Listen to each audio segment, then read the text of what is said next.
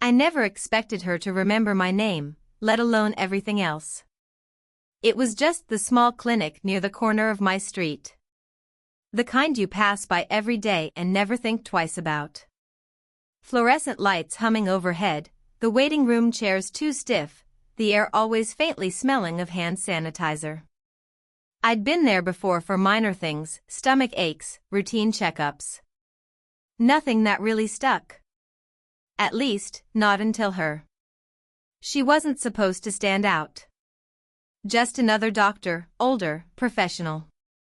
But there was something about the way she said hello, like she was meeting me halfway, not looking past me. She had this calm voice, the kind that softened everything else in the room. And when she looked at me, it was steady, like she wasn't in a hurry to look away. That unnerved me more than anything. "Back again?" she asked that afternoon, scanning my file. Her tone wasn't mocking, closer to curious. I shrugged. Guess I overthink small things. Her smile was brief, almost private, as if she didn't mean to let it show. She tapped her pen against the folder, then glanced up. Everyone does. I should have left it at that. But my eyes drifted, caught the way she smoothed her sleeve, the faint lines at the corners of her eyes, the way her hands rested, quiet but precise, on the desk. And suddenly, my mind wasn't on the cold stethoscope pressed to my chest. It was on her, how much older she was, how out of place my thoughts felt. The visit itself was nothing remarkable. Vitals, questions, the same rhythm of any exam. But I noticed details I hadn't before, how she listened without interrupting, how her pen paused mid-note as if she wanted to say something else but thought better of it. "You'll be fine," she said finally, closing the file. "Just try not to stress so much." Easier said than done. Her laugh was soft, but it stayed in the room longer than it should have.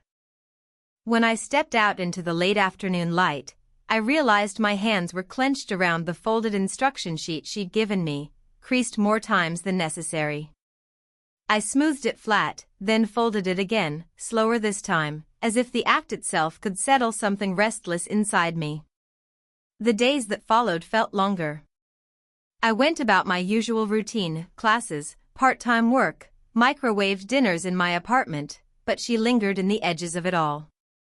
I'd catch myself typing out a message to no one, just to imagine how a conversation might go, then deleting it before even finishing the sentence. I'd pause mid-song on my headphones, suddenly aware of how quiet the room really was. The thing about loneliness is that it doesn't scream. It sits there, subtle, like background noise you stop noticing until someone turns it off. And for a moment in that exam room, she had. A week later, I found myself back at the clinic, not because I needed to, but because I told myself I did. Something minor. Something forgettable. She looked up when I entered. This time, her eyes lit up just a little, like she recognized me before the chart even confirmed it. "You again," she said, shaking her head, though there was no annoyance in it. I tried to play it casual. "Guess I like your handwriting on prescriptions." She gave me that brief smile again, the one she seemed careful about. Then her voice dropped slightly, softer, as if she wasn't supposed to say it at all. "Let's call this one an off-record exam." And just like that, I forgot the reason I'd even come in. She poured tea that afternoon instead of handing me a paper cup of water. A small thing, but it shifted the air in the room. The steam curled between us as I sat there, pretending not to notice the chipped edge of her mug or the fact that her hands lingered around it a moment longer than necessary before sliding it across the desk. "Do you always overthink?" she asked, eyes glinting with something that wasn't exactly professional curiosity. I hesitated. "Most days. Some worse than others." She nodded like she understood. Then, almost as if she caught herself slipping, she straightened her shoulders and opened her notepad again. But the pause lingered, like she wanted to say something more personal and wasn't sure if she should. And then she did. I used to, too. Especially when I was your age. I looked up, surprised. Really? She leaned back, arms crossing lightly. I was in med school. Constantly second-guessing everything. I almost quit once. Her lips pressed together, like she regretted admitting it. No one really knows that. It was the first time she'd let me see past the white coat. Suddenly, she wasn't just doctor, she was someone who once sat in a room not unlike mine, scared she wouldn't measure up. The words caught in my throat, so I said the only thing that came out. I'm glad you didn't. Her eyes flicked toward mine, and for a second, neither of us looked away. It was too long, too steady for what it should have been. The risk of it, the wrongness, settled between us just as much as the tea steam did. She was in her mid-40s, a professional, someone who had likely lived entire lives before I'd even figured mine out. I imagined what people would think if they saw me here more than necessary. If they guessed what I wasn't ready to admit to myself. She seemed to feel it, too. She shifted in her seat, smoothing her sleeve again, her voice quieter now. It's funny. Patients come and go, hundreds of them. I don't usually remember this much. I didn't answer. I didn't need to. The silence stretched, but it wasn't heavy. It was the kind that hummed with all the things neither of us could say. I noticed the clock ticking on the wall, her hand brushing her mug absent-mindedly, the faint sound of someone knocking in the hallway but not entering. The world was still moving outside, but here, it slowed. I imagined scenarios I'd never say aloud, sitting across from her somewhere not lit by fluorescent bulbs, hearing her laugh without restraint, asking her questions that didn't belong in a medical file. The thought itself felt reckless. When I stood to leave, I fumbled with the paper she handed me, another folded sheet, another excuse to keep my hands busy. She noticed, gently reached across the desk, and steadied the edge before it tore. Her fingers brushed mine for barely a second. It should have meant nothing. But walking out, I realized my chest was too tight, and my mind replayed that touch more than any of her advice. I don't know why that moment stayed with me, maybe because it felt like someone finally saw me. The clinic felt different the next time I went in, though nothing had changed. Same chairs, same humming lights, same front desk. But my pulse picked up the moment I saw her door cracked open. She looked up when I stepped inside, her hair pulled back tighter than usual, eyes tired but softening when they met mine. You again, she said quietly. Not teasing this time. Not exactly unhappy either. I sat down. My hands gripped my knee, restless. She noticed. She always noticed. You don't have to make excuses to come in, she murmured, half smiling, then quickly looked away like she hadn't meant to let that slip. Something tightened in my chest. Did she know? Did she feel it too? But then, knock. The door pushed open. A nurse leaned in, file in hand, glancing between us. Just routine. But I saw her straighten, saw the warmth in her eyes dim, the professional mask snap back into place. Later, she told the nurse. Her voice brisk, clipped. The nurse nodded and left. The silence that followed was louder than the interruption itself. I wanted to say something, anything. Instead, I studied the pen she was rolling between her fingers. The little nervous tick. She never did that before. You're quiet today, she said finally. I don't know what to say. Her eyes flicked up, sharp, then softened again. For a moment, I thought she might reach across the desk the way she had before. But her hand stilled. The air between us felt weighted. Like if either of us moved too quickly, something would break. She cleared her throat. You're young. You should be out, living, not sitting in here with me. I almost laughed. And what do you think I'm doing right now? Her gaze lingered. She didn't answer. For a second, the world shrank to the sound of her breathing, the ticking clock, the faint brush of her sleeve as she shifted in her chair. My throat was dry. My mind ran ahead of me, imagining leaning forward, saying the thing I wasn't supposed to say. But she pulled back first. Pushed her chair away slightly, folded her hands neatly on the desk, her smile suddenly too composed. That's enough for today. I stood, slow, reluctant. She didn't meet my eyes as she handed me the paper. My fingers brushed hers again, but this time she withdrew quickly, as if the contact burned. I turned toward the door. Paused. I don't know what I wanted, her to stop me? To say my name again? I looked back. She was watching me after all, her lips parted like she'd almost spoken. Almost. And then the door clicked shut behind me. It wasn't in her office this time.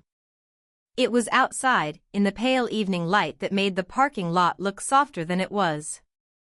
She had finished late, and I happened to be there, an excuse I didn't fully believe myself. She noticed me sitting on the bench near the curb, earbuds in but no music playing. Her steps slowed. She looked like she was debating whether to stop or keep walking. And then she did stop. You're still here? I shrugged. Didn't feel like going home yet. Something in her expression shifted, the kind of quiet acknowledgement you can't put words to. She sat beside me, leaving just enough space so it wouldn't seem unusual. But it felt unusual anyway. For a while, neither of us said anything. The sound of distant traffic, a car door slamming somewhere, the faint scrape of her shoe against the pavement, that was all. My chest tightened with things I wasn't supposed to admit. You know, she said finally, voice softer than I'd heard it before, I shouldn't linger like this. With you. I turned my head, studied the lines of her profile, how her gaze fixed on the horizon instead of me.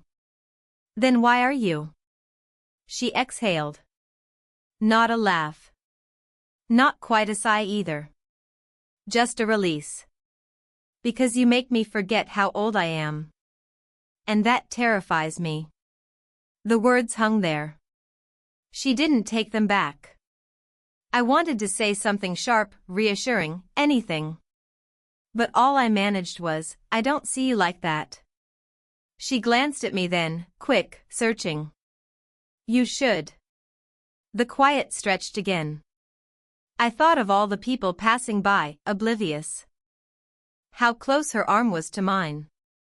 How her hands were folded so tightly in her lap I could see her knuckles whiten. I catch myself, she started, then stopped. Shook her head. No. Forget it. I leaned forward, elbows on my knees. No. Tell me. Her lips pressed together, her throat moving as she swallowed. Then she said it so softly I almost didn't catch it. I catch myself waiting for you to walk in. And I shouldn't. My pulse thudded in my ears. She finally looked at me, really looked. The kind of look that stripped away every polite pretense we'd been hiding behind. I didn't move. Neither did she. But everything in the air shifted, fragile and sharp at once. I don't want to ruin this, she whispered. Whatever this is. Her words trembled at the edges. For the first time, she looked uncertain. Vulnerable. I opened my mouth, but nothing came out. Just the thought, if I touched her hand now, nothing would ever be the same. The silence swelled, aching, unbearable. Her gaze flicked to my lips, then back to my eyes. And that's where it stopped. The question hung between us, unspoken but deafening. Are we about to cross the line? The next time I went to the clinic, she wasn't there. Her name wasn't on the board outside the exam rooms. A different doctor called me in, a man with hurried hands and no patience for small talk. I left before the appointment even started. For days, I tried to convince myself it was coincidence. Maybe she was off shift. Maybe she was covering somewhere else. But each time I checked, her door stayed closed. I stopped showing up.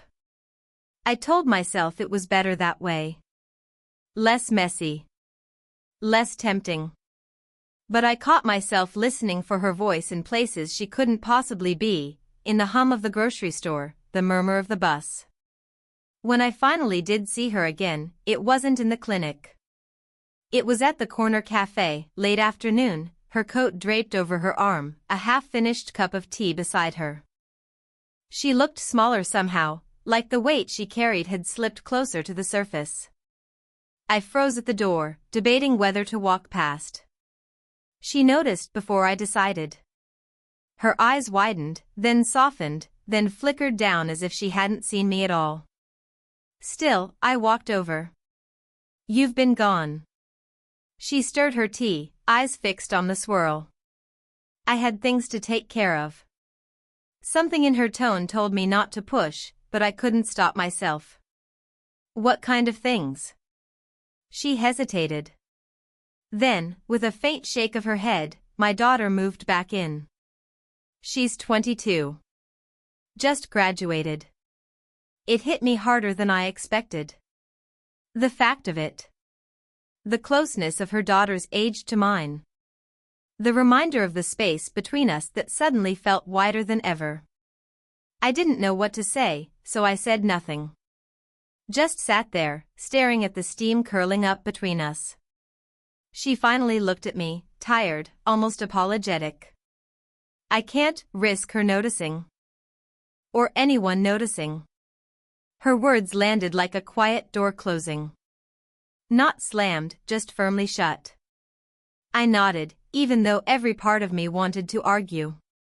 But she was already pulling her coat onto her arm, her chair scraping against the floor. "Take care of yourself," she said, her voice clipped, the kind of phrase that ends things neatly. And then she left. I sat there long after, my hands wrapped around my untouched coffee, cooling by the minute. My phone buzzed in my pocket. I pulled it out, typed a message, "I miss you already," then erased it. Typed again, "When can I see you," and erased that too. In the end, I just stared at the blank screen, thumb hovering over send, heart thudding, breath caught. But I didn't send anything. I didn't feel heartbroken. I felt paused. Like life forgot to finish the sentence. It was raining when I saw her again. Not planned, not expected. Just one of those evenings when I forgot an umbrella and ended up standing under the awning of the clinic, watching the water bounce off the pavement. Her car was parked at the curb. She stepped out with a bag of groceries pressed to her chest, hair damp, jacket slipping off her shoulder. When she saw me, she hesitated. For a second, I thought she might turn back, pretend not to notice. But she didn't. She walked over, stopping just a little too close for it to feel like chance. "You'll catch a cold," she said softly, glancing at my soaked shirt. I almost laughed. Kind of late for that. We stood there, rain hitting the roof above us, water dripping in uneven beats from the gutter. She shifted the bag in her arms, and before I could think, I reached to take it from her. Our hands brushed. She didn't pull away. Inside, the lobby was quiet, the receptionist long gone. Just the hum of the vending machine, the flick of the exit sign. She set her keys down on the counter and leaned against it, her shoulders sinking like she'd been carrying the weight too long. "I shouldn't be here with you," she said. Not firm. Not final. Just tired. "I know." My voice cracked a little. "But you are." She looked at me then. Really looked. The kind of look that makes every excuse fall apart. For a long time, we said nothing. My hands were damp, restless. Her eyes flicked to them, then back to my face. I could feel the question rising between us, heavy, unavoidable. I keep telling myself you'll stop coming around, she whispered. That it'll fade. And does it? Her silence was the answer. I swallowed. My heart hammered like it wanted me to run, but my feet stayed planted. I don't want it to fade. The air thinned. My words hung there, raw, clumsy, but too honest to take back. She pressed her lips together, a tremor running through her hand as she brushed wet strands of hair from her face. You're too young, she said finally. The line she'd rehearsed.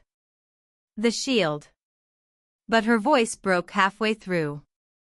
Maybe, I admitted. But I see you. Not just the doctor. Not just, I stopped, realizing I'd almost said too much. You. Her eyes closed for a moment. When she opened them, they were shining, not with tears exactly, but with something she wasn't used to letting out. I didn't step forward. She didn't either. But she reached across the counter, fingers trembling as they found mine. A brief, fragile contact. Not a kiss. Not a declaration. Just the smallest bridge. Her voice was barely audible. Okay. That was it. One word. But it was enough to feel like the choice had been made. Time didn't change everything all at once. It slipped by the way it always did, quietly, without announcing itself. I saw her less in the clinic after that night. Sometimes weeks went by, sometimes longer. She didn't avoid me, not exactly, but she didn't make it easy either. Still, something had shifted. A different weight in her glance, a pause in her words, a kind of permission without being spoken. And slowly, it became ordinary. Not ordinary like boring. Ordinary like steady. We found each other in the small spaces life left open. A walk after her shift, sharing tea on her balcony when the evenings cooled, me carrying a bag of groceries up her steps because she wouldn't let me call it help. She still reminded me of the distance between us. She teased about my playlists being too young, I teased about her handwriting being impossible to read. But the warnings softened, and the silences became comfortable. I stopped waiting for the world to collapse around us. It didn't. One evening, I sat with her on that same bench outside the clinic. The rain had passed, leaving the air clean, the pavement shining under the streetlight. She handed me a thermos, her tea, not mine, and I took it without argument. 8:47, she murmured, glancing at the clock on her phone. I smiled. That's when you'll finally remember to drink your coffee hot? Her laugh was quiet, genuine. Something like that. It was nothing special. Just us, sitting there, listening to the faint hum of traffic and the steady drip of water from the gutter. But it felt more complete than any grand gesture could have. Life didn't suddenly become a love story. It just became ours. A routine with room for warmth. A silence that didn't ache anymore. She still worried sometimes. About her daughter, about what people would think, about the years between us. But those worries no longer kept her from reaching for my hand when the street was empty, or leaving her thermos on my kitchen counter after staying too late. We never made declarations. We never needed to. The proof was in the way she kept remembering small things, my favorite tea, the fact that I never finished a text if it felt too heavy, the way I always folded napkins when I was restless. And the proof was in me, too, how I stopped walking past her door pretending I didn't want to knock, how I no longer left sentences half-formed. We weren't perfect. But we were steady. And sometimes that's enough. I don't know if love is supposed to feel like this, quiet, unremarkable to anyone else.